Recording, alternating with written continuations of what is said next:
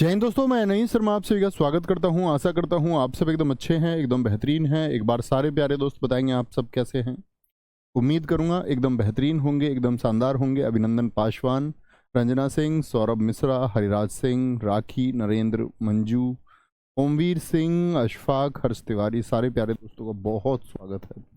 और दोस्त, हम आज एक नया चैप्टर शुरू करने जा रहे हैं जिसका नाम है आपका वाच्य। क्या बोलेंगे? जिसको हम बोलेंगे वाच्य। वाच्य मतलब बोलने का तरीका, वॉइस, कि हम किसी चीज को बोलते कैसे हैं, वो नियम कहाँ से आते हैं, वही वाच्य है। ठीक है, तो इस अध्याय को हम शुरू करेंगे। वाच्य, क्या आप मुझे बता सकता है कोई हम कितने नंबर अध्याय पर पहुंच चुके हैं? कोई छात्र अगर अध्यायों की संख्या लिख रहा हो। अध्याय हम शुरू करने जा रहे हैं आज वाच्य। वाच्य, क्या परिभाषा रहेगी मित्र वाच्य की? बड़े अच्छे से देखना, गौर करना। परिभाषा रहेगी वाक्य को बोलने का, वाक्य को बोलने का सही तरीका। बोलने का जो सही तरीका है, वाक्य को बोलने का सही तरीका ही क्या कहलाता है? वाच्य कहलाता है। देवेंद्र कुमार जी बोलेंगे किसको? वाक्य को बोलने का सही तरीका मतलब वाक्य को बोला कैसे जाएगा। अभी हम जानेंगे कैसे बोला जाता है, या आप चुनाव कैसे कर पाएंगे। ठीक है, लिखेंगे हिंदी भाषा, हिंदी भाषा में, हिंदी भाषा में, हिंदी भाषा में तीन वाच्य होते हैं। क्या होते हैं? हिंदी भाषा में तीन वाच्य होते हैं। कौन से होते हैं तीन वाच्य? पहला कर्तृवाच्य होगा, कर्तृवाच्य। दूसरा होगा आपका कर्मवाच्य, कर्मवाच्य। पहले में कर्ता की बात, दूसरे में कर्म की बात, और तीसरे में भाव की बात, भाववाच्य। भाववाच्य। तो हिंदी भाषा में कितने वाच्य होते हैं? तीन होते हैं। अब तुम यार गलत बता रहे हो, कोई अध्याय 13 बता रहा है, कोई 16, कोई 17, ऐसे कैसे हो सकता है? 16-17 वाले कमेंट ज्यादा हैं, तो इसके आसपास हम चल रहे होंगे। बहुत बढ़िया, चलो जी। तो क्या हमने बोला कि हिंदी भाषा में तीन वाच्य होते हैं, और इन तीन ही वाच्यों को हमको समझना है दोस्त। यहां पर आराम से समझते चलेंगे। तीन वाच्य होते हैं, मुझे बताएंगे। यहां पर शुरू करते हैं हम लिखना कुछ नियम। कुछ क्या, तीन नियम होंगे दरअसल में। ये कुछ नियम है, कुछ नियम है क्रिया के लिंग के अनुसार। क्रिया के लिंग के अनुसार क्रिया का लिंग क्या होगा? लिंग आप पढ़ चुके हैं दोस्त। पुल्लिंग, स्त्रीलिंग आप जानते हैं, उन सब की आवश्यकता पड़ेगी। जैसे कि मैंने लिखा, पहला नियम लिखते हैं। पहला नियम होगा यदि कर्ता के साथ विभक्ति चिन्ह हो, फिर हम उन पर पहुंचेंगे तीनों पर, कर्तृवाच्य, कर्मवाच्य, भाववाच्य पर। यदि कर्ता के साथ विभक्ति चिन्ह हो, मैं आप लोगों से प्रश्न करता हूं, विभक्ति चिन्ह क्या होता है? क्या आप बता सकते हैं? कर्ता के साथ विभक्ति चिन्ह हो तो, नहीं हो तो नहीं, हो और कर्म के साथ, किसके साथ? कर्म के साथ विभक्ति चिन्ह ना हो, और कर्म के साथ, एक प्रश्न आना दोस्त तय है। बहुत छोटा सा चैप्टर है, बहुत छोटा सा। इन तीन नियमों पर यह चैप्टर हो जाएगा आपका। यदि कर्ता के साथ विभक्ति चिन्ह हो और कर्म के साथ विभक्ति चिन्ह ना हो, पहली कंडीशन, तो क्रिया का लिंग, क्या बोलोगे? क्रिया का लिंग लिंग कर्म के अनुसार होगा। तो बहुत गौर से देखना, विभक्ति किसके साथ नहीं है, कर्म के अनुसार होगा। सारे मेरे प्यारे साथी बताएंगे कि मैंने कहा कि भैया कर्ता के साथ यदि, कर्ता के साथ यदि कोई विभक्ति चिन्ह हो, विभक्ति चिन्ह हम बोलते हैं परसर्ग को, और परसर्ग में आप लोग पढ़ ही चुके हैं कारक, तो कारक को ही हम विभक्ति चिन्ह कहते हैं। यानी कर्ता के साथ यदि कारक दिया हुआ है और कर्म के साथ कोई कारक नहीं दिया हुआ है, तो क्रिया का लिंग किसके अनुसार होगा, कर्म के अनुसार होगा। तो आप कहेंगे भैया हम एक निष्कर्ष पर पहुंचे, निष्कर्ष ये है कि जिसके साथ विभक्ति नहीं है क्रिया का लिंग उसके अनुसार होगा। देखिए ध्यान से, कर्म के साथ विभक्ति नहीं है तो लिंग किसके अनुसार होगा, जिसके साथ विभक्ति नहीं है यानी कर्म के अनुसार होगा। बात समझे, उदाहरण के माध्यम से समझेंगे। बहुत सारे दोस्तों ने लिखा कि भैया विभक्ति चिन्ह कारक को कहते हैं। इसमें एक वाक्य आता है, जैसे कि उदाहरण देखेंगे कि सोहन ने दूध पिया, और मैं आपसे भी उम्मीद करूंगा आप सारे दोस्त भी ऐसे कुछ उदाहरण लिखेंगे जिसमें कर्ता के साथ विभक्ति हो, कर्ता के साथ विभक्ति हो और कर्म के साथ विभक्ति ना हो। मित्र जरा ध्यान से देखेंगे, कर्ता क्या है वाक्य में, कर्ता बताएंगे क्या है, तो आप कहेंगे भैया जी कर्ता जो है वो सोहन है, कोई दिक्कत। दूध क्या है, इतना आप जानते होंगे, दूध कर्म है। तो मित्र कर्ता के साथ तो विभक्ति है, यानी ये क्या है, ये एक कारक है, कारक है नहीं, एक विभक्ति है, या परसर्ग हम इसको कह सकते हैं, कारक बोल सकते हैं इसको। इसको दोस्त हम विभक्ति कह सकते हैं, इसको हम परसर्ग भी कह सकते हैं, परसर्ग भी कह सकते हैं, ठीक है। और क्रिया कहाँ पर है वाक्य में ये आपको बताना है, क्रिया बताएंगे। तो आप क्या बोलोगे, भैया ये क्रिया है, क्या है, ये क्रिया है, ये क्रिया है। इतनी बात समझे दोस्त, कोई दिक्कत कोई परेशानी। तो मुझे बताइए, यदि कर्ता के साथ लिंग है, कर्ता के साथ सॉरी कर्ता के साथ यदि कारक का प्रयोग हुआ है और कर्म के साथ कारक कोई है यहाँ पर, यस और नो, आप कहेंगे नहीं है जी, तो क्रिया का जो लिंग है वो किसके अनुसार होगा, क्रिया का जो लिंग है वो किसके अनुसार होगा, कर्म के। मुझे बताइए दूध स्त्रीलिंग है कि पुल्लिंग है, सारे दोस्त ये तो हम जान गए कि क्रिया का लिंग दूध के अनुसार होगा। तो आप कहेंगे भैया दूध स्त्रीलिंग है कि पुल्लिंग है, तो सारे दोस्त कहेंगे कि पुल्लिंग है। कहोगे भैया या नहीं, पुल्लिंग है, सही बात है मेरी। तो अगर कर्म पुल्लिंग है तो क्रिया क्या, पिया, तो ये क्रिया भी क्या है, पुल्लिंग ही है, यानी वाक्य एकदम से सही हो गया। लेकिन इसी वाक्य को मैं लिख देता, सोहन ने चाय पिया। देखेंगे जरा ध्यान से, मैं यहां पर दूसरा वाक्य लिखने जा रहा हूं दोस्त, सोहन ने चाय पिया, सोहन ने चाय पिया। क्या ये वाक्य सही है, यस और नो, हाँ या ना में सारे दोस्त उत्तर देंगे कि ये जो मित्र वाक्य है क्या ये सही है, ये शुद्ध है, क्या ये वाक्य सही है। तो आप कहेंगे भैया ये हम पहचान लेते हैं पहले कि यहां पर कर्ता के साथ में क्या है, एक विभक्ति है, कर्म के साथ में विभक्ति नहीं है, क्रिया का जो लिंग होगा वो कर्म के अनुसार होगा, और कर्म ये तो क्या हो गया, ये कर्ता हो गया भाई, सोहन चाय पीता कर्ता ये हो गया, और ये क्या हो गया, ये कर्म हो गया, ये कर्म है, और ये क्या है, ये क्रिया है, ये क्रिया है। अब देखेंगे कर्म का लिंग क्या है, तो कर्म स्त्रीलिंग है, चाय स्त्रीलिंग होगा, ये हमने पढ़ा था लिंग में। अब अगर यदि चाय स्त्रीलिंग है तो हमने बताया कि क्रिया का लिंग जो होगा वो कर्म के अनुसार होगा। यहाँ क्रिया क्या थी, यहाँ क्रिया पुल्लिंग थी, तो क्या ऐसा संभव हो सकता है कि क्रिया पुल्लिंग हो जाए? आप कहेंगे नहीं जी, ये गलत हो जाएगा।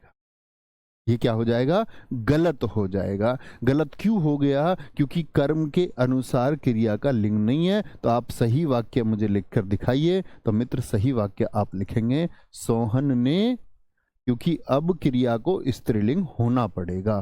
फिर सोहन ने चाय पिया नहीं, चाय पी, पी स्त्रीलिंग है। अब देखो ये भी स्त्रीलिंग और ये भी स्त्रीलिंग।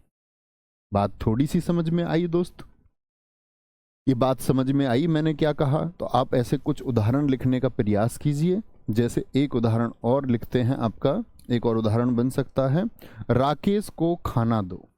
देखो जरा ध्यान से, राकेश को आपको ऐसे वाक्य लिखने हैं जिसमें कर्ता के साथ विभक्ति हो और कर्म के साथ विभक्ति ना हो। ठीक है। अच्छा, यहां बताएंगे सोहन ने सोहन ने सोहन ने खीर, ये खाली स्थान दे दिया मैंने, आप इसको पूरा करें, पूरा करें। सारे दोस्त बताएंगे। एक दोस्त ने लिखा है ममता ने रामायण पढ़ी, बहुत शानदार, वेरी गुड, बहुत अच्छा लिखा। तमीम अंसारी जी, बहुत अच्छा वाक्य आपने लिखा है, ममता ने रामायण पढ़ी, बहुत शानदार। बोलेंगे जी मोहन ने खाना खाया, बहुत बढ़िया। गोल्डी ने हिंदी पढ़ी, नवीन सर ने हिंदी पढ़ाई, बहुत शानदार, वेरी गुड। गीता ने मिठाई खिलाई, सिद्धि ने किताब पढ़ी, योगेश कपूर जी बहुत खूब। सूर्य कुमार ने चौका मारा, बहुत शानदार। यहां देखिए, तो आप क्या बोलोगे, भैया अगर कर्ता के साथ विभक्ति है तो हमको इससे कर्ता की विभक्ति से लेना देना नहीं। ये देखो कर्म के साथ कोई विभक्ति है क्या, नहीं है जी। तो नहीं है तो क्या, खीर स्त्रीलिंग है तो क्या शब्द आएगा, क्या शब्द आएगा, आप आराम से लिख सकते हैं सोहन ने खीर खाई।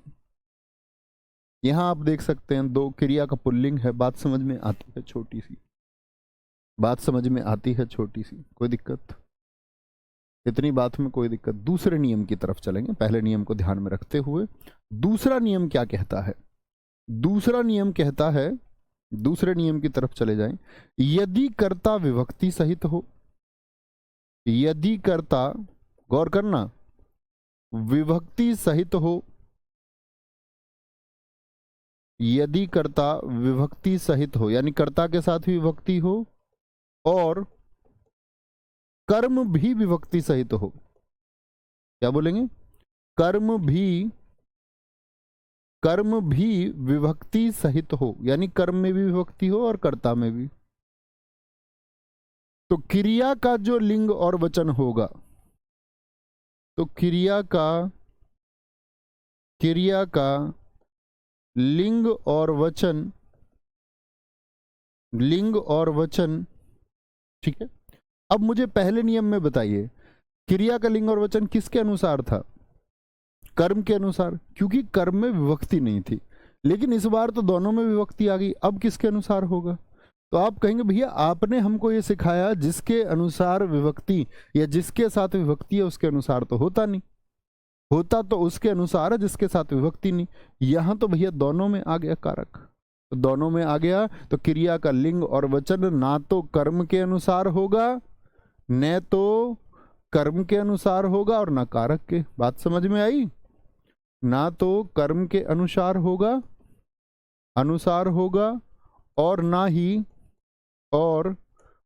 ही कारक के अनुसार होगा, क्योंकि दोनों के साथ क्या आ गई, ना ही कर्ता के अनुसार, सॉरी कारक बोल रहा हूं मैं, और ना ही कर्ता के अनुसार होगा, ना ही कर्ता के अनुसार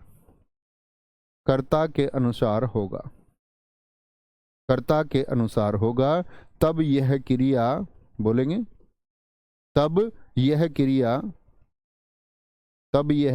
फिर होगी तो होगी क्या, क्रिया सदैव एक वचन और पुल्लिंग होगी, सदैव एक वचन और पुल्लिंग होगी। अब थोड़ी सा दिमाग आपका खुला होगा मित्र, जिसके साथ कारक आ गया उसके अनुसार तो होगी नहीं। अभी तक हमने ये सीखा, क्रिया सदैव एक वचन और पुल्लिंग होगी। कैसा वचन आएगा, एक वचन होगी और पुल्लिंग होगी। तो आप लिखिए कुछ वाक्य ऐसे जिसमें दोनों के साथ मित्र क्या आए, कारक आए। जैसे हम बोले महिलाओं क्या हो गया, ये कर्ता हो गया, महिलाओं ने पहचान है कर्ता कारक की। महिलाओं ने लड़कियों को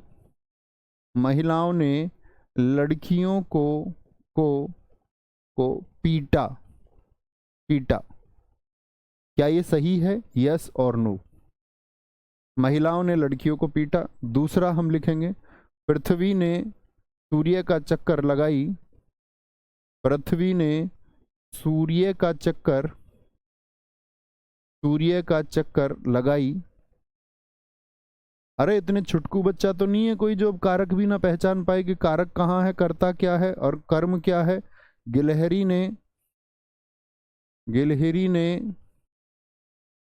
ने बादाम को काटा, बादाम को काटा, गिलहरी ने बादाम को काटा।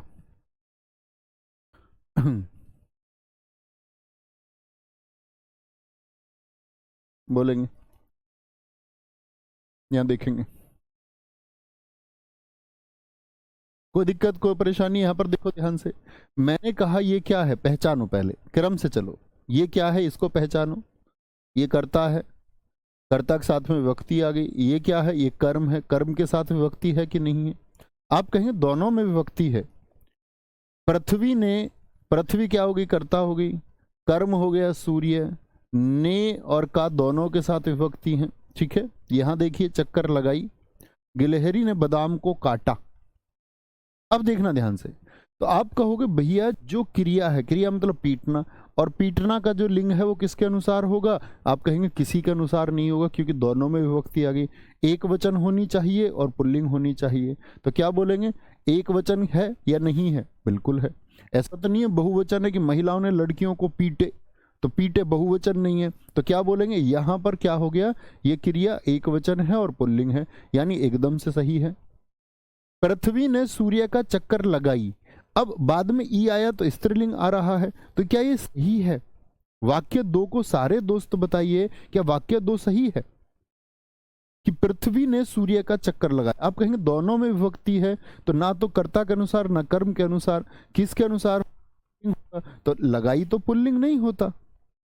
तो क्या बोलेंगे, पृथ्वी ने सूर्य का चक्कर, पृथ्वी ने सूर्य का चक्कर, ये गलत हो गया। और सही शब्द क्या होगा, सही शब्द होगा पृथ्वी ने सूर्य का चक्कर लगाया। एकदम से क्या हो जाएगा, लगाया एकदम से सही होगा। पुल्लिंग करना है, पुल्लिंग करना है। बहुत बढ़िया गगन प्रताप सिंह जी, आपने सही उत्तर दिया था। प्रेम किशोर जी का उत्तर एकदम सही है। गरिमा प्रजापति जी, बहुत शानदार। गिलहरी ने बादाम को काटा, ये एकदम से सही है। बादाम को काटी आ जाए तो आप कहेंगे गलत है। यानी हम अब तक दो स्टेप सीखे दोस्त आपका, क्या? अगर कर्ता के साथ में विभक्ति है, कर्ता के साथ में विभक्ति है, बोलेंगे। बहुत बढ़िया, हरिंद्र सिंह जी कह रहे हैं सर आपने दूसरा गलत हाँ, गलत इसीलिए लिखा है कि आप लोग उसको देख के सही किए। ठीक है, क्या बोलेंगे? बहुत बढ़िया, आगे चलेंगे।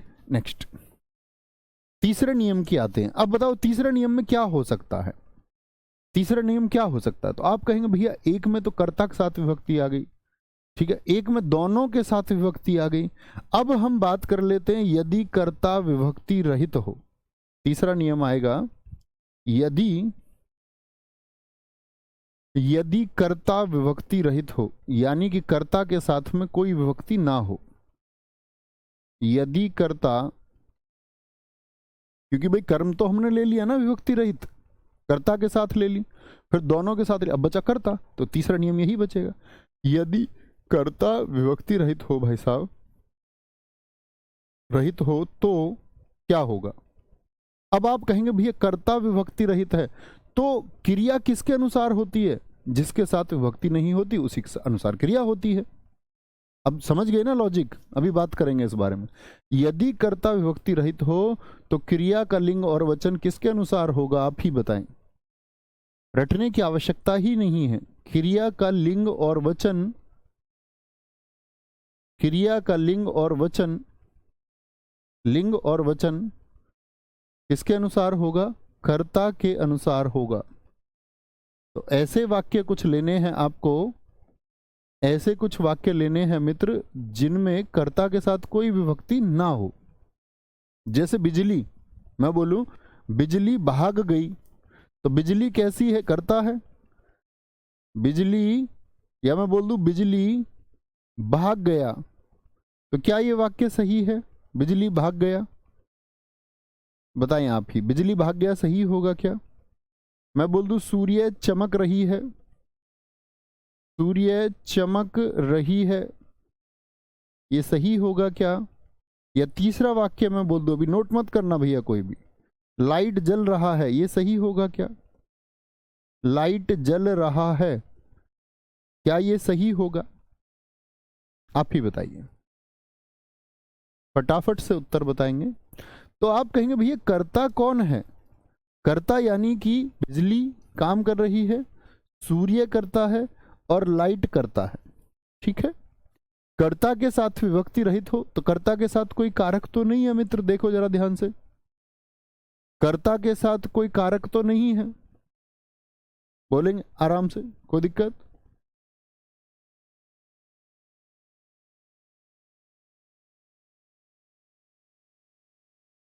मित्र दीजिए क्रिया नहीं है, दीजिए आदेश है, दीजिए क्रिया नहीं है, वो एक आदेश है, इसीलिए वो दोनों में समान इस्तेमाल होता है।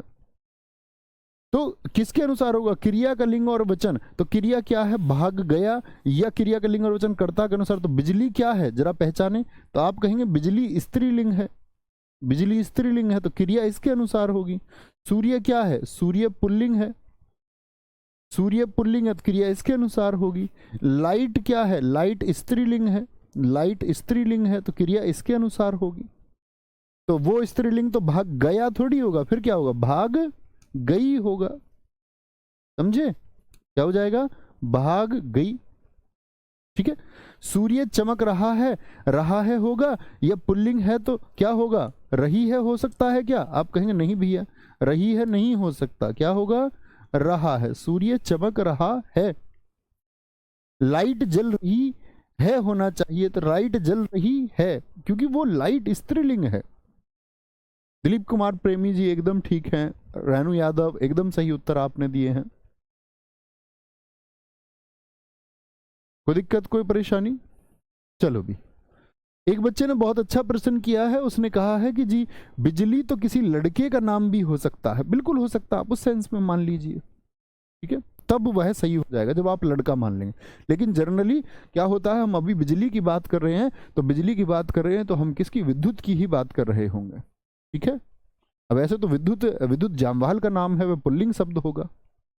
तो क्लास में क्या होता है, हिंदी भाषा में जैसे मैं बोलूंगा आपसे, ये बताइए, मैं बोलूं सीता भाग गया, मान के चलिए, ये वाक्य कितने लोग कहेंगे कि सही है? सीता भाग गया, ये बताइए ये वाक्य सही है कि गलत है? तो आप कहेंगे भैया सीता भाग गया एकदम से सही है, क्योंकि सीता से क्या होता है कि कभी भी मैंने बताया नाम जो है ना, नाम लिंग का निर्धारण नहीं कर सकता, नाम किसी भी लिंग का निर्धारण नहीं करेगा। बहुत अच्छा आपने लिखा है, नाम किसी भी लिंग का निर्धारण नहीं करता। ये तो हुई आपकी, अगर हम बात करें व्याकरण की शुद्धता। अदरवाइज अगर हम उदाहरण लिख रहे हैं कभी और मैं बोल दूं कि सीता जाती है, तो सीता को हम स्त्रीलिंग यदि मान रहे हैं तो वो सिर्फ सिखाने का एक भाव है कि हम इसको सीता को स्त्रीलिंग माने, शुद्ध एकदम नहीं है। व्याकरण की दृष्टि से तो कभी ये शुद्ध हो कहा ही नहीं जा सकता कि ये सीता नाम है तो ये स्त्रीलिंग होगा या पुल्लिंग होगा।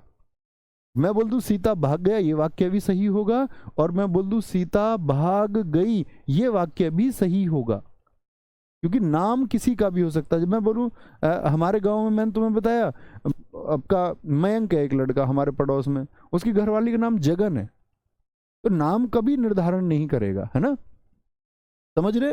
तो कभी भी नाम से आप लिंग ना समझें।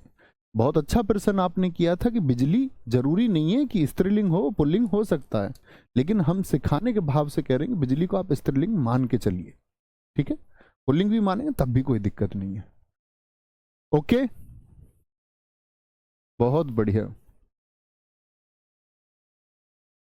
तो ये हमारा क्या हो गया? अब मैं आपको एक बात मैंने सिखाई, यहां तक मैंने सिखाया कि क्रिया का लिंग और वचन किसके अनुसार होता है। एक बार रिपीट करेंगे, क्या बोलेंगे? क्रिया का लिंग और वचन किसके अनुसार होगा?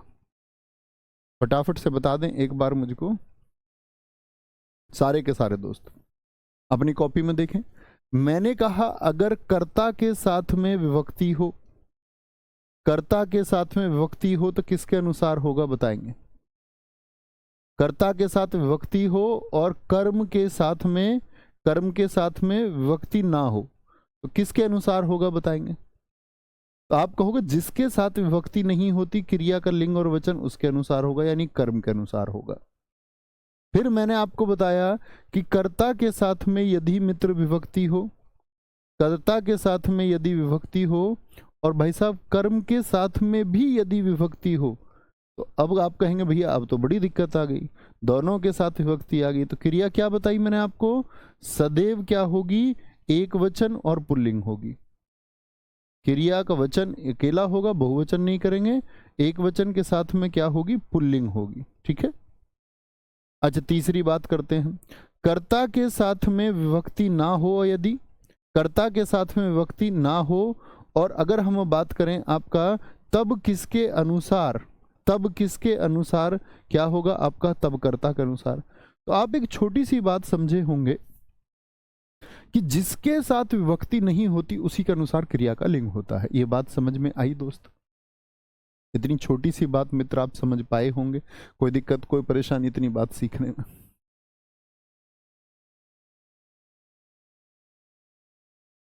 सर जी मेरी माताजी का नाम अशोक और पिताजी संतोष। बहुत बढ़िया, हाँ बिल्कुल वही मैं बता रहा हूँ। नहीं, हिंदी भाषा कहती भी नहीं कि नाम देख के आप क्रिया बता दें उसकी कि ये क्रिया कौन सी है। सर मेरे पड़ोस में एक भैया का नाम संजू है, तो संजू नाम क्या होता है? संजू लड़के का ही नाम होता है, लड़की का भी होता है क्या संजू नाम? हो सकता है। ठीक है, कोई दिक्कत? इतनी बात में मित्र कोई दिक्कत, कोई परेशानी? अच्छा जी, ये तो हुई क्रिया की बात। तो अब हम आपको वाच्य पढ़ाना शुरू करेंगे, और वाच्य पढ़ना शुरू आप भी करें, इन सब की जरूरत पड़ेगी। पहला कौन सा वाच्य मैंने आपको बताया? पहला वाच्य मैंने आपको बताया कृतर्वाच्य। ठीक है, इसको बोलते कर्तृवाच्य। नाम कर्ता आ रहा है, क्या बोलेंगे, यदि वाक्य में प्रयुक्त, यदि वाक्य में प्रयुक्त प्रयुक्त क्रिया का, प्रयुक्त क्रिया का, क्रिया का लिंग और वचन, क्रिया का लिंग और वचन, और वचन कर्ता के अनुसार, किसके अनुसार, कर्ता के अनुसार, कर्ता के अनुसार बदले। ठीक है, कोई भी वाक्य है उसमें जो क्रिया है, क्रिया का जो लिंग और वचन है, वो यदि कर्ता के अनुसार बदल रहा है, कर्ता के अनुसार बदल रहा है। ठीक है, दूसरी बात नोट करेंगे, कृतर्वाच्य में, कृतर्वाच्य में क्रिया अकर्मक और सकर्मक, अकर्मक और सकर्मक दोनों हो सकती है। अब आप लोगों को मैं दोस्त पढ़ा चुका हूं सकर्मक क्रिया क्या होती है, याद है ना? सकर्मक और अकर्मक क्रिया, कर्ता फाइंड आउट कीजिए, कर्ता को ढूंढो, क्रिया को ढूंढो, कर्ता और क्रिया के बीच में क्या लगा के प्रश्न करो। ठीक है, आगे आइए। यदि वाक्य में प्रयुक्त क्रिया का लिंग और वचन कर्ता के अनुसार बदलता है तो कृतर्वाच्य होगा, और कृतर्वाच्य में जो क्रिया होगी वो अकर्मक और सकर्मक दोनों हो सकती है। जैसे कुछ वाक्य लिख के देखते हैं। मैंने बोला आपसे कि एक उदाहरण हमने लिख के देखा, रोहन क्रिकेट खेलता है, रोहन क्रिकेट खेलता है। बड़े स्टेप से सीखना, अच्छे से सीख पाएंगे। रोहन क्रिकेट खेलता है,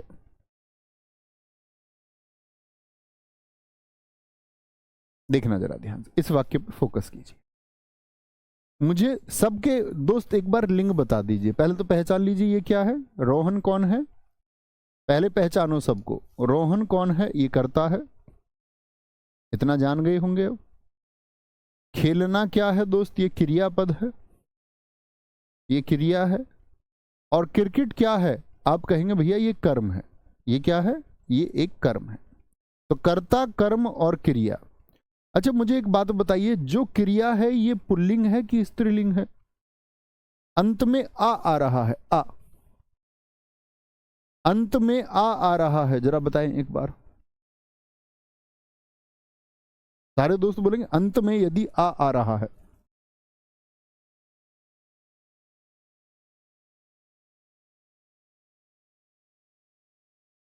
बोलेंगे भी फटाफट से। अनूप सिंह जी बहुत अच्छे, बहुत शानदार, बात को समझे।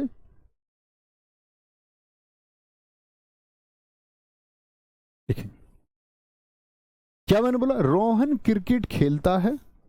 बोर्ड ऊपर नीचे करने से शायद ब्लर हो जाता होगा, है ना। चलो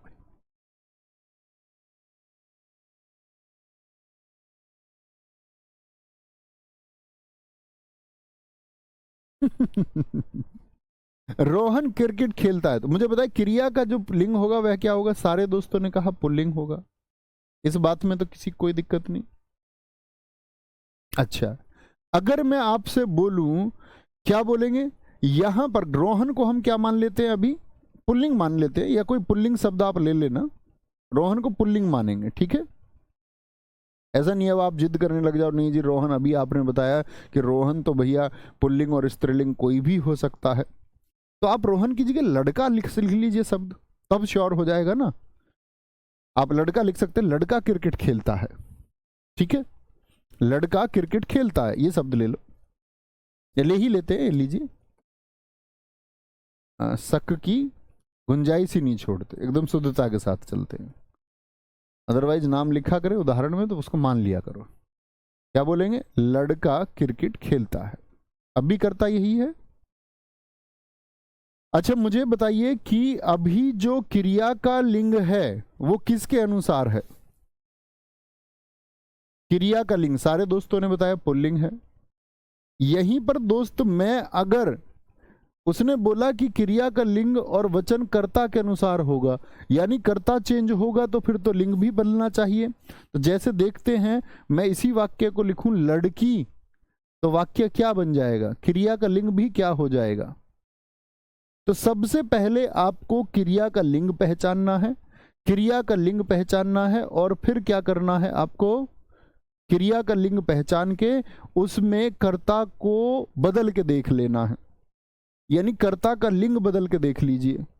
और कर्ता का लिंग यदि आप बदलेंगे तो मित्र क्या उत्तर आएगा, आप कहेंगे जी हाँ भैया ऐसा ही हो रहा है, यानी लड़की क्रिकेट क्या आ जाएगा। अब क्रिया कैसी हो गई देखना जरा, खेलती है, ये क्यों बदल गई क्रिया, तो आप कहेंगे भैया ये स्त्रीलिंग क्यों हो गई, क्योंकि किसके अनुसार बदल रही है, कर्ता के अनुसार इसमें परिवर्तन हुआ है। चूंकि कर्ता स्त्रीलिंग हो चुका है, कर्ता स्त्रीलिंग हो चुका है, इसलिए क्रिया भी मित्र क्या हो चुकी है, स्त्रीलिंग हो चुकी है। कोई दिक्कत, कोई परेशानी, बोलो जी। इस बात में किसी को कोई दिक्कत, कोई परेशानी, बोले एक बार। एक और वाक्य मैं आपको लिखता हूं, जैसे देखना, का खा गा, गा लिखते हैं एक वाक्य। मैंने लिखा स्त्रियां बाजार में घूम रही हैं, बाजार में घूमती हैं, ऐसे लिख लेते हैं जिसमें स्त्रीलिंग साफ हो। भैया क्या बोलोगे, क्रिया का लिंग पहचानिए जरा क्या है, तो आप कहेंगे भैया क्रिया का लिंग हो गया स्त्रीलिंग। क्यों जी, किसके अनुसार है, कर्ता के अनुसार है, कर्म के अनुसार नहीं है। कर्म तो क्या है, कर्म तो बाजार है, तो बाजार के अनुसार नहीं है। तो स्त्रियां बाजार में घूमती हैं, क्या सच में ये कर्ता के अनुसार है, तो कर्ता का लिंग बदल के देखिए, तो कर्ता का लिंग अभी क्या है, स्त्रीलिंग है, तो कर्ता को पुल्लिंग बना के एक वाक्य लिख के दिखाओ। इसी वाक्य में एक टास्क मैंने तुमको दी कि जो कर्ता है उसको पुल्लिंग लिखो, बोलो पुल्लिंग लिखो उसको। तो आप कहेंगे भैया पुल्लिंग कभी भी लिखेंगे हमेशा बदलेगा, नहीं तो वाक्य अशुद्ध हो जाएगा, वाक्य अशुद्ध हो जाएगा। फिर जैसे मैं बोल दूं आपका स्त्रियां एक स्त्रीलिंग शब्द है, इसको आप लिखो बाजार में, कुछ कर लो आप, अपना पुरुष शब्द बना लो कोई। सारे दोस्तों से एक वाक्य देखना चाहूंगा मैं, तो आप बोलोगे कि कई पुरुष, या पुरुष बोल दूं मैं, पुरुष बाजार में, बाजार में अब घूमती की जगह क्या आ जाएगा ये बता दो। तो पुरुष, क्योंकि एक पुरुष की बात नहीं कर, पुरुष बाजार में घूमता है, एक मान ले तो इसको एक लिख देंगे, या पुरुष बाजार में घूमता है भी लिख सकते हैं, और यदि पुरुष बाजार में घूमते हैं तो बहुवचन हो जाएगा, फिर है में बिंदी लगानी पड़ेगी। एक वचन से ही कर लीजिए, कोई दिक्कत नहीं। तो क्या बोलेंगे आप आपका कि भैया यहाँ क्या हो गया, ये आपका ये पुल्लिंग हो गया, और ये पुल्लिंग क्यों बदल गया, क्योंकि इसका कर्ता क्या हो गया है, कर्ता इसका पुल्लिंग हो गया है। पुरुष बाजार में घूमते हैं, सर्वेश यादव जी ने बहुत अच्छा लिखा है। बहुत सारे दोस्तों ने लड़के बाजार में घूमते हैं। देखो इसमें अंतर है, ध्यान दिया करो हमेशा। एक और वाक्य मैं लिख के दिखाता हूं आपको, अभी आप मत लिखना। जैसे बहुत सारे छात्र लिख रहे हैं लड़के बाजार में घूमते हैं, एकदम से सही है, बाजार में घूमते हैं, घूमते हैं। ये वाक्य कितने लोग कहेंगे शुद्ध है? और मैं बोल दूं लड़का बाजार में घूमता है, लड़का बाजार में घूमता है, लड़का बाजार में घूमता है, ये शुद्ध है, ये नहीं है, क्योंकि यहां बहुवचन हो गया, लड़के बहुत सारे हो गए, तो यहां बिंदी लगाया करो बाद में, घूमते हैं। ठीक है, ये हम वाक्य शुद्धि में सीखेंगे भी। व्यक्ति बाजार में घूमते नहीं, व्यक्ति स्त्री या पुरुष नहीं होता, उससे भी डिसाइड, व्यक्ति से भी नहीं पता चलेगा, व्यक्ति में स्त्री पुरुष दोनों आते हैं बच्चे। कोई दिक्कत, कोई परेशानी, बात समझे? तो कभी भी बहुवचन बनाओ तो हैं जलाना जरूरी है। यूपी जेल वार्डन जिन बच्चों ने दिया हो उनको पता होगा किस तरह के 2 प्रश्न आए, और अधिकतम बच्चों के गलत हुए थे उस समय पर वो प्रश्न। बाद में किसी ने ठीक कर लिया हो तो अलग बात है। आगे चलें, अन्य उदाहरण लिखिए भैया, अन्य उदाहरण लिखिए। ठीक है, अब आता है यहां पर कुछ अपवाद कृतवाच्य के। अपवाद क्या होगा, पहले तो अपवाद में लिख लीजिए, हाँ, ये लिख लीजिए, ने जो है, ने पहचान कृतवाच्य की है। कभी कभी आपको पेपर में मिलेगा भी लिखा हुआ, ने से कोई वाक्य हो तो कृतवाच्य चुन लेंगे। ने पहचान कृतवाच्य की होती है, ने पहचान कृतवाच्य की होती है। जैसे कुछ उदाहरण मैं लिखने जा रहा हूं। उदाहरण है, लड़की ने अखबार पढ़ा, लड़की ने अखबार पढ़ा।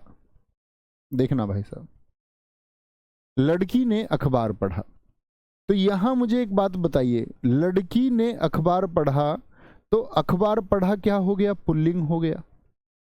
अब आप कह रहे हैं भैया अगर ये कृतवाच्य है, कृतवाच्य में आपने बताया कि जो लिंग है वो किसके अनुसार होगा, कर्ता के अनुसार होगा, तो कर्ता तो स्त्रीलिंग है, यहां तो ये पुल्लिंग हो गया, ये तो इसके अनुसार नहीं है। इसके अनुसार तो ये होना चाहिए, लड़की ने अखबार पढ़ी, तो कर्ता के अनुसार तो नहीं हो रहा। तो यहां पर याद रख लो दोस्त, आपका कर्ता के साथ यदि विभक्ति हो, कौन सा नियम लगेगा, कर्ता के साथ यदि विभक्ति हो और कर्म के साथ विभक्ति ना हो, तो क्रिया का लिंग किसके अनुसार होगा, कर्म के अनुसार होगा। ये मैंने आपको बताया था, समझे बात को।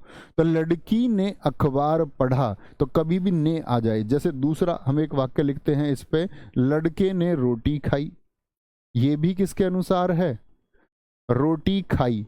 खाई क्रिया का लिंग बताए क्या है, स्त्रीलिंग है कि पुल्लिंग है, सारे मित्र बताएंगे ये किसके अनुसार है। तो आप कहेंगे भैया ये भी किसके अनुसार बदल रहा है, कर्म के अनुसार बदल रहा है। किसके अनुसार, कर्म के अनुसार बदल रहा है। ये मैं आपको सिखा चुका था कि क्रिया क्या, कर्ता के साथ अगर विभक्ति हो, कर्ता के साथ यदि विभक्ति हो और कर्म के साथ विभक्ति ना हो, तो क्रिया का जो लिंग है वो किसके अनुसार होगा, कर्म के अनुसार होगा। और ये ने पहचान वाले जितने भी होते कृतवाच्य के उदाहरण होते हैं। ये बात आपको याद रखनी है। क्या आप इस बात को याद रख पाएंगे, इतनी देर पहले इसी बात को मैंने सिखाया था। यानी एक तो बात हमने सीखी कि भैया अगर क्रिया का लिंग और वचन कर्ता के अनुसार बदलता है, किसके अनुसार, कर्ता के अनुसार, यहां नहीं बदलेगा। यहां आप लड़का लिख लो बेशक से, लड़के ने अखबार पढ़ा, नहीं बदल रहा। यहां आप लड़की लिख दो, लड़की ने रोटी खाई, नहीं बदलेगा। ये क्यों नहीं बदल रहा, क्योंकि मित्र बदल ही नहीं सकता, क्योंकि हमने एक नियम पढ़ा हिंदी व्याकरण का कि यदि कर्ता के साथ विभक्ति और कर्म के साथ विभक्ति ना हो, तो जिसके साथ विभक्ति ना हो लिंग का चुनाव उसी के अनुसार होगा जो विभक्ति रहित होता है। इतनी बात याद रखेंगे, कोई दिक्कत कोई परेशानी। एक बच्चे ने लिखा नवीन गुरुजी ने क्लास लिया, क्या ये सही है? बोलो भाई, नवीन गुरुजी ने क्लास लिया। एक बच्चे ने लिखा है क्लास, मतलब उन्होंने सही लिखा है, मैं उसको गलत लिख रहा हूं। क्लास लिया, क्या ये सही होगा? बताएं एक बार, क्या बोलेंगे? तो आप कहेंगे भैया कि यहां पर क्लास स्त्रीलिंग शब्द हो गया और यहां पर लिया, तो क्योंकि यहां कर्ता आ गया तो कर्ता के साथ चुनाव होगा ही नहीं, कर्म के अनुसार होगा। तो क्लास स्त्रीलिंग, तो लिया पुल्लिंग नहीं हो सकता, क्लास ली होगा। और वाक्य कैसा है? ने आया तो ने पहचान किसकी? कर्तव्यवाच्य की। कोई दिक्कत मित्र, कोई परेशानी इस बात में? सारे मेरे दोस्त बोले इस बात में कोई परेशानी। दूसरे वाच्य पर चलते हैं। दूसरा है हमारा कर्मवाच्य। क्या होगा? दूसरा होगा हमारा कर्मवाच्य। अब कर्मवाच्य में क्या होगा? परिभाषा बताइए जरा। कर्मवाच्य की परिभाषा होगी, इसमें याद रख लेना, एक तो बात है क्रिया का लिंग और वचन किसके अनुसार होगा? क्रिया का, ने को तो याद रखना ही है, जहन में बसा लो। कभी सोचो भैया ने उसमें भी तो हुआ था ऐसा, मैंने बता दिया तुमको, पहचान अपवाद है वो। क्रिया का लिंग और वचन कर्म के अनुसार होगा। कर्म के अनुसार क्रिया का लिंग और वचन कर्म के अनुसार होगा। और दूसरी बात इसमें याद रखेंगे, मुख्य क्रिया सदैव सकर्मक होगी। मुख्य जो क्रिया होगी वो सदैव सकर्मक होगी। कर्तव्यवाच्य में कैसी बताई थी मैंने क्रिया? बताना जरा। मैंने उसमें बताया सकर्मक और अकर्मक दोनों हो सकती है, लेकिन इसमें होगी सदैव सकर्मक। ये स्टेटमेंट में क्वेश्चन पूछे जाते हैं, इनका वाक्य बनाने में कोई योगदान नहीं है। ऐसे 4 स्टेटमेंट दे देता है कई बार कि वाच्य के संबंध में कौन सा कथन गलत है। कह देगा कि कर्म वाच्य में जो क्रिया होती है वो सदैव अकर्मक होती है, तो आप बोलेंगे गलत वाक्य है।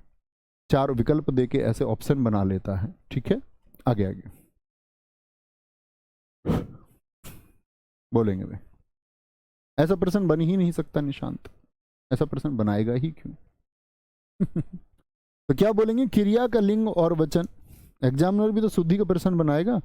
इसकी पहचान लिख लीजिए। कर्मवाच्य की पहचान जो परीक्षाओं में अक्सर पूछी जाती है, अक्सर क्या 100% ही पूछी जाती है, तो पहचान के द्वारा होती है। जिन वाक्यों में के द्वारा आता है वही पहचान है किसकी? आपकी कर्मवाच्य की। तो के द्वारा से कुछ वाक्य बनाइए आप जिनमें के द्वारा का प्रयोग होता हो। जैसे एक वाक्य है, सीता के द्वारा गीत गाया गया। सीता के द्वारा, आपसे भी उम्मीद करूंगा कोई एक एक वाक्य आप बनाएंगे। सीता के द्वारा गीत गाया गया, ऐसे लिख दीजिए। या मैं बोल दूं हरीश के द्वारा गाना गाया जाता है। द्वारा गाना गाया जाता है। अब जो स्टेटमेंट मैंने आपके ऊपर लिखा है, इतनी देर से मैं आपको सिखा रहा हूं, अब आप अप्लाई कर दीजिए उसको। अप्लाई करके देखेंगे। तो मुझे बताइए दोस्त, आपका इसमें कर्ता कौन है, कर्म कौन है और क्रिया कौन है? पहले वो पहचानिए। मैंने आपसे कहा क्रिया का लिंग पहचान लीजिए, तो क्रिया का लिंग क्या है? पुल्लिंग है। ठीक है, क्रिया का लिंग क्या है? पुल्लिंग है। ठीक है, और यहां पर सीता क्या है? कर्ता, स्त्रीलिंग मानेंगे इसको हम, जिद नहीं करनी है। ठीक है, फिर तो आप कुछ मान ही नहीं पाएंगे, फिर आप कहेंगे पुल्लिंग, फिर पुल्लिंग वाले कहेंगे नहीं स्त्रीलिंग मानो, स्त्रीलिंग वाले कहेंगे नहीं भैया क्यों बोलेंगे पुल्लिंग मान, तो मान लो। ठीक है, इसको नहीं तो लड़का और लड़की लिख लो जिनको ज्यादा दिक्कत हो। तो क्या बोलेंगे? हरीश पुल्लिंग हो गया। तो भैया यहाँ क्रिया देखो, ना तो कर्ता के अनुसार है भाई, ना हरीश के अनुसार, ना स्त्री के अनुसार, ये तो किसके अनुसार है? गीत, मेरा गीत और मेरा गाना, ये दोनों भी क्या है? ये पुल्लिंग है। और पुल्लिंग क्या है? कर्म है। अच्छा, तो ये तो स्त्रीलिंग पुल्लिंग मैच नहीं होता। पुल्लिंग। ओहो, तो क्रिया किसके अनुसार है? तो क्रिया कर्म के अनुसार है। किसके अनुसार है? क्रिया कर्म के अनुसार है और सदैव सकर्मक होगी। क्या गाया? गाना गाया। क्या गाया जी? गाना गाया। ठीक है, तीसरा वाक्य लिखें। बच्चों के द्वारा खेल खेला जाता है। बच्चों के द्वारा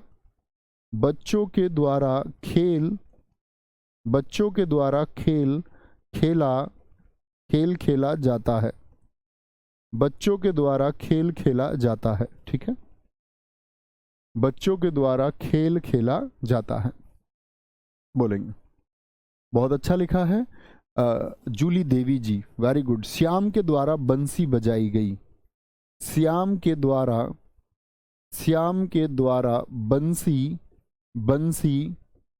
बंसी बजाई गई। ठीक है, बंसी बजाई गई। ठीक है, गई। आगे बात करेंगे। एक है आपका मेरे पिताजी के द्वारा बच्चे पढ़ाए गए। मेरे पिताजी के द्वारा और हमें सही में पढ़ाया, बहुत पढ़ाया। हमारे पिताजी के द्वारा बच्चे पढ़ाए गए। हमें सबसे पॉजिटिव चीज यही मिली कि हमारे पिताजी पढ़े लिखे थे, उसका एक सकारात्मक प्रभाव मिलता है। वो मतलब उस टाइम एमकॉम थे, 1980 के एमकॉम, उसका फायदा हमें बहुत मिला कि हम घर ही ट्यूशन पढ़ लिए। बोलेंगे जी। नवीन सर के द्वारा हिंदी पढ़ाई गई, बहुत शानदार वाक्य। मेरे पिताजी के द्वारा चिड़िया के द्वारा रोटी खाई गई, ये अच्छा वाक्य था अश्विनी आपका। चिड़िया के द्वारा रोटी खाई गई। अब आप देख लीजिए, अब मेरे हिसाब से आप लोग चुनाव कर सकते हैं। देखो यहाँ क्रिया का जो क्रिया क्या है? स्त्रीलिंग है। यहाँ क्रिया पुल्लिंग है। यहाँ क्रिया क्या है? पुल्लिंग है आपका। यहाँ क्रिया क्या है? स्त्रीलिंग है। किसके अनुसार है ये? बच्चे। ठीक है, कर्म हो गया, यहाँ करता है पिताजी। तो रोटी के अनुसार है। रोटी क्या है? कर्म है। तो रोटी स्त्रीलिंग, तो ये भी स्त्रीलिंग। बंसी स्त्रीलिंग है आपका, तो यहाँ पर क्या है? क्रिया भी स्त्रीलिंग है। खेल पुल्लिंग है आपका, मेरा खेल, हमारा खेल, और ये क्रिया क्या है? ये भी पुल्लिंग है। तो किसके अनुसार होगी? कर्म के अनुसार होगी, कर्म वाच्य में। राम के द्वारा रावण को मारा गया, बहुत बढ़िया, बहुत शानदार। शिक्षक के द्वारा उपहार दिया गया, अंकित मौर्य जी, बहुत अच्छा वाक्य है। अमित यादव जी लिख रहे हैं भारत पाक युद्ध में सहस्त्रों सैनिक मारे गए, बहुत बढ़िया। सहस्त्रों सैनिक मारे गए, तो सैनिक के लिए क्या है? आपका पुल्लिंग शब्द आया। सहस्त्रों तो बहुवचन था, तो इसीलिए बहुवचन आया। क्रिया का लिंग और वचन, भाई आपने लिखा सहस्त्रों सैनिक, जैसे यहाँ देखो बच्चे क्या है? बहुवचन है, तो क्रिया भी क्या हो गई? पुल्लिंग और बहुवचन हो गई। ठीक है, माँ द्वारा मिठाई बनाई जाती है। समीम अंसारी जी, बहुत बढ़िया, आप हमेशा अच्छे उदाहरण लिखते हैं दोस्त। ठीक है, कोई दिक्कत, कोई परेशानी? आगे आते हैं, बात समझे। तीसरा कौन सा होता है? तीसरा होता है भाववाच्य, और सबसे ज्यादा उदाहरण इसी के आते, असमर्थता के आते हैं। क्या बोलोगे? भाववाच्य। ये क्या होगा? यहां पर दिखेंगे। इसमें याद रख लेना, सबसे ज्यादा पूछा जाता है भाववाच्य में, याद रख लेना, मुख्य क्रिया सदैव अकर्मक होती है। मुख्य क्रिया सदैव अकर्मक होगी। भाई पहले अकर्मक सकर्मक दोनों, फिर सकर्मक, और अब क्या हो गया? अब अकर्मक आ गया। मुख्य क्रिया सदैव अकर्मक होगी। ठीक है, क्या होती है? याद रख लेना। और क्रिया सदैव, क्रिया जो होगी वो सदैव एक वचन और पुल्लिंग होती है। क्रिया सदैव एक वचन और पुल्लिंग होती है। एक वचन और पुल्लिंग होती है। भाई साहब, पुराने चैप्टर्स का रिवीजन करते हुए चल भी रहे हो या नहीं? या मस्ती में जो पढ़ लिया ठीक है, फिर रिवाइज नहीं करते होगे उसको? ठीक है, मैंने आपको कहा हुआ है, मैंने यूट्यूब पर प्रैक्टिस सेशन कराया हुआ है एक, सैटरडे स्पेशल नाम से। आप जिस भी चैप्टर का नाम लिखोगे, जैसे मान के चलो आपको क्रिया की प्रैक्टिस करनी है, तो आप लिखिए क्रिया सैटरडे स्पेशल, मेरा नाम लिख दीजिए नवीन, एक प्रैक्टिस सेशन आपको मिल जाएगा, अच्छे से उसको पढ़ लीजिए, लगा लिया करो प्रैक्टिस, है ना। तो क्रिया सदैव एक वचन और पुल्लिंग होगी, तो दोस्त इसमें क्या बनता है आपका, और साथ में एक बात और आती है आपका क्या बोलेंगे? असमर्थता का बोध होता है। ऐसे वाक्य जिनमें क्या होता है? असमर्थता का बोध होता है। असमर्थता और समर्थता दोनों का बोध होगा। असमर्थता और समर्थता दोनों का बोध होता है। दोनों का बोध होता है। बोध मतलब ज्ञान होता है। तो मित्र जरा देखना, असमर्थता का बोध कैसे? जैसे कुछ वाक्य हम लेते हैं इसमें, मैं बोल दूं रमेश से बोला नहीं जाता, तो ये असमर्थता है कि नहीं है? हाँ या ना? रमेश से क्रिया आप देख ही सकते हैं, हमेशा एक वचन रहेगी और पुल्लिंग होगी। रमेश से बोला नहीं जाता, नहीं जाता, ठीक है। आप देखोगे यहाँ आप बोलोगे भैया ये तो कर्ता हो गया, कर्ता के साथ विभक्ति भी आ गई, लेकिन यहाँ कर्म नहीं है, ठीक है। कोई कर्म नहीं है, यहाँ सीधे सीधे क्रिया आई है, ठीक है। तो क्या बोलोगे? क्रिया सदैव क्या हो जाएगी आपका? क्रिया सदैव क्या होगी? एक वचन और पुल्लिंग होगी, एक वचन और पुल्लिंग हो जाएगी। असमर्था और समर्था दोनों का बोध होगा, ठीक है। अब बताओ मुझे, क्रिया अकर्मक भी है कि नहीं है? बोला नहीं जाता, तो मुख्य क्रिया कौन सी है? बोलना। तो बोलना कैसी है? क्या बोला? बोलो भी फटाफट से। दूसरा देखें, आपका दूसरा होता है, अगर हम बात करें, सविता से खाया नहीं जाता। सविता से क्या बोलेंगे? सविता से खाया नहीं जाता, खाया नहीं जाता, ये तो असमर्थता हुई। ये तो क्या हो गई? असमर्थता वाले वाक्य हो गई।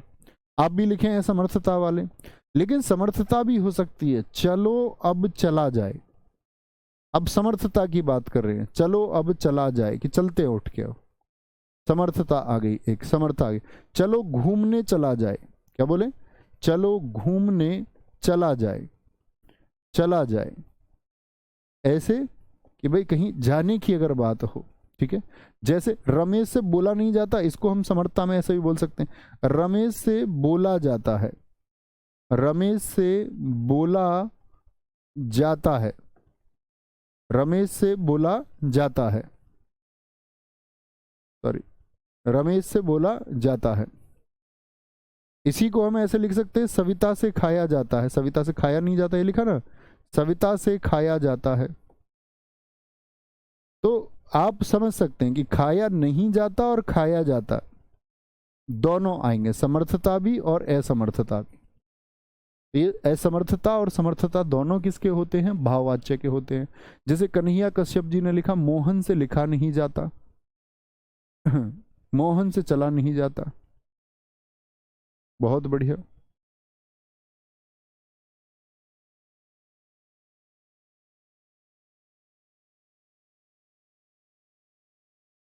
नहीं दोस्त, आप कर्म का प्रयोग कर रहे हो, उससे दवा, कर्म का प्रयोग आपने उसमें कर लिया, वो कर्म हो गया निशांत जी, वो कर्म हो गया। सर पहचान नकारात्मक वाक्य लिख सकते हैं क्या? नहीं, नकारात्मक, ये नकारात्मक कहाँ है? नकारात्मक नहीं लिखना है। पहले होता था कि हम कई बार इसमें नकारात्मक लिखते थे, पहले सिर्फ इतने उदाहरण मात्र इसमें पढ़ाए जाते थे, लेकिन ऐसा नहीं है। नकारात्मकता के साथ में सकारात्मकता भी होगी और असमर्थता के साथ में समर्थता भी होगी। दादी से चला नहीं जाता, और समर्थता की बात करेंगे तो क्या बोलेंगे? इस वाक्य को बना के दिखाओ, दादी से चला नहीं जाता, इसको समर्थता में व्यक्त करो। ये तो असमर्थता हो गई कि असमर्थ है चलने में। चला नहीं जाता, इसको अगर समर्थता में व्यक्त करें तो आप पहचान पाओगे? समर्थता में व्यक्त करें, बताएं जरा, सारे दोस्त बनाएंगे तो क्या बोलेंगे? दादी से चला नहीं जाता, ये तो असमर्थता हुई, तो आप इसको बोलेंगे दादी से चला जाता है, दादी से चला जाता है। मुझसे हंसा नहीं जाता, बहुत बढ़िया। बोलेंगे जी सोहन से पढ़ा जाता है, वेरी गुड, बहुत शानदार। मूर्खों से पढ़ा नहीं जाता, ये सही है। चलो भाई दिखाएं ऊपर बच्चे ने क्या कमेंट किया है, ऊपर ऊपर थोड़ा सा ऊपर। ये सर आपने पढ़ाया था कि दोनों के साथ आए तो हमेशा भाववाच्य होगा। सर अरे भाई ऐसा कैसे हो जाएगा, कैसी बात करते हो? दोनों के साथ आए तो किसी के अनुसार नहीं होगा। फिर मैं आपको पहचान करा रहा हूं कि जहां विभक्ति ना हो उसके अनुसार होता है। कर्ता के अनुसार, कर्ता के साथ नहीं है तो उसके अनुसार, कर्म के साथ नहीं है तो उसके अनुसार, और दोनों के साथ है तो किसी के भी अनुसार नहीं। तो कॉमन सी बात है, ऐसा क्यों पढ़ा हूं भाई? कोई दिक्कत, कोई परेशानी? बाकी इसको आप करेक्ट कर लेना, अगर कोई पहले इशू था किसी बैच में, अगर लग रहा हो आपको कोई गलती हुई है तो आप अभी ठीक कर सकते हैं उसको, कोई दिक्कत नहीं है। हो सकता है कोई गलती मुझसे हुई हो, संभव है, गलती हो सकती है भाई। I am not artificial intelligence man. दादी से अभी भी चला जाता, ये भी ठीक वाक्य आपने लिखा है। प्रशांत से पढ़ा जाता, प्रशांत से अभी भी पढ़ा जाता है। चलो अब सोया जाए, बहुत अच्छे वाक्य आपने लिखे हैं। तो कल मिलते हैं नए अध्याय के साथ में, ठीक है। कल नया अध्याय हम शुरू करेंगे, शायद वर्तनी शुरू करें, मैं देख लूंगा एक बार, कोई जरूरी चैप्टर ऐसा बीच में रह तो नहीं गया, वो मैं टैली करता रहूंगा। बस आप पढ़ते रहिए और रिविजन करते रहिए। मिलते हैं कल। थैंक यू, नमस्ते, जय हिंद, जय भारत, जय मां सरस्वती। Thank you.